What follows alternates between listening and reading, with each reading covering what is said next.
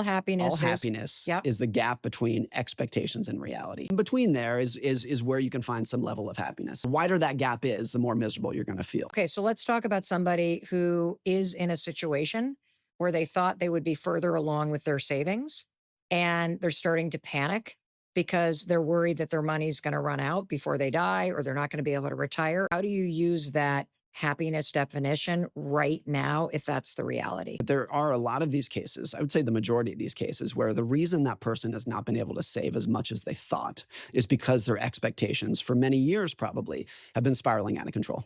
And they were spending more money than they should have been because they were trying to chase who they wanted to be, even if it wasn't necessarily the level of lifestyle that they could afford. And so they were renting an apartment that was very nice because they had an expectation that that's where they should be. They were traveling and dressing and eating out in a way because that's who they felt that they should be, even if they couldn't necessarily afford it. Morgan. And I think a lot of why I got interested in this topic, every book that I've written started with looking in the mirror and being like, when have I been envious? And I remember several years later, as we were starting to climb our way out, there was a level of relief when I could say to myself both, I'm responsible for this mess. Yes, that's absolutely true. What happens with expectations for a lot of people Yep. is, look, if I said, I want to be a 10% better dad, that's a good goal.